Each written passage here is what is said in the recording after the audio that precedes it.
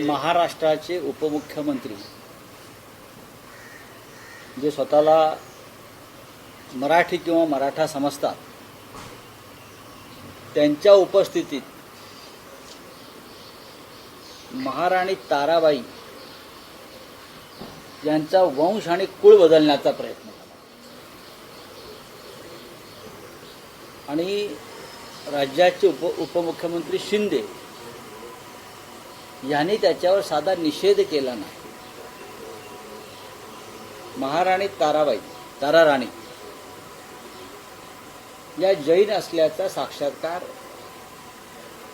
काही जैन मुलं त्यांना असं का वाटलं मला माहित नाही, कारण त्यांच्याकडे बहुतेक काही शूर पुरुष वगैरे किंवा शूर वीरांगना नसल्यामुळे त्यांना असं वाटलं असेल. महाराणी ताराराणी या छत्रपती शिवाजी महाराज यांचे धाकटे पुत्र राजाराम महाराजांच्या पत्नी. महाराणी ताराराणी ह्या हंबीरराव मोहित्यांच्या कन्या. सरसेनापती हंबीरराव मोहिते. हंबीरराव मोहिते हे शिवाजी महाराजांचे सरसेनापती होते, त्यांची ही कन्या. आणि या ताराराणीनं औरंगजेबाशी प्रचंड मोठी झुंज दिली. म्हणजे हंबीरराव मोहिते जैन होते का काय? हिंदू मराठा कुळात ताराराणीचा जन्म झाला आणि त्या शास्त्र धर्माला जागून त्यांनी हातात तलवार घेतली आपल्या राज्यासाठी आणि धर्मासाठी. पण आता संपूर्ण महाराष्ट्राचं एक प्रकारे वेगळ्या पद्धतीनं धर्मांतर करण्याचा प्रयत्न फडणवीस, शिंदे आणि सुनेत्रा पवारांच्या राजवटीत सुरू झालेला दिसतो. धर्मांतर विरोधी कायदा आणलेला ना आपण महाराष्ट्रात. म्हणजे ते गुलाम आहे. तुम्हाला धर्मांतर करता येणार नाही. तुम्ही आमच्या ताराराणीचं जबरदस्तीनं धर्मांतर करताय.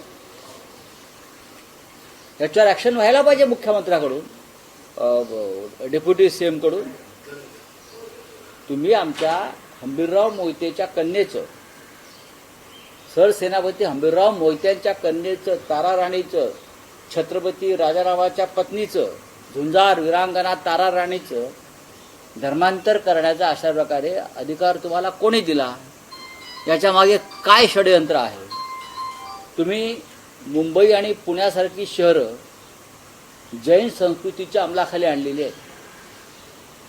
सर्वत्र जैन फूड, जैन अमुक, आता जैन हवा, जैन पाणी, जैन माती हे होऊ शकतं या महाराष्ट्रामध्ये. पण तुम्ही आमचे राजे महाराजे, सेनापती, महाराणी यांनाही तुम्ही परस्पर जैन ठरवायला लागलात.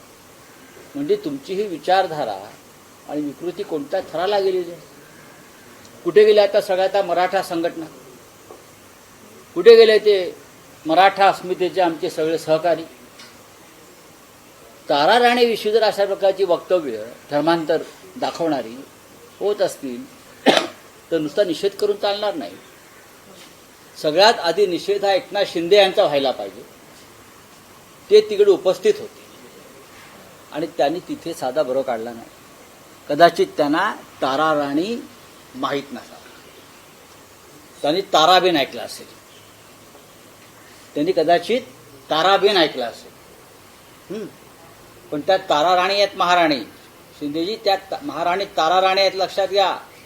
हंबीरराव मोहित्यांची कन्या आहे ती. शूर हंबीरराव मोहिते आणि शूरवीर आणि राष्ट्र संरक्षक हे फक्त महाराष्ट्राच्या मातीतच जन्माला आले आणि ती सगळी अस्सल मराठी माणसं आणि मराठी वीरांगना होत्या. बोला.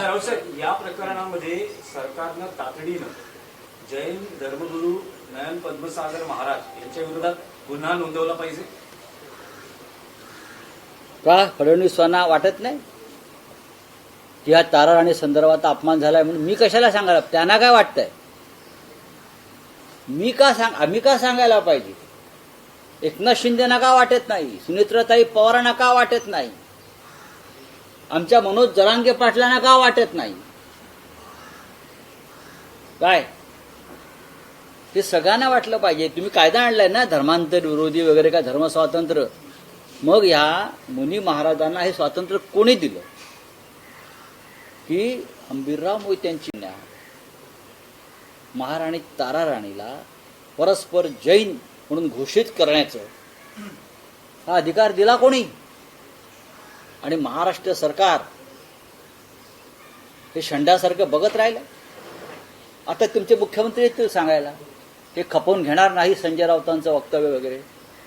नका घेऊ खपवून, माझ्यावर गुन्हा दाखल करा. मी बोलतोय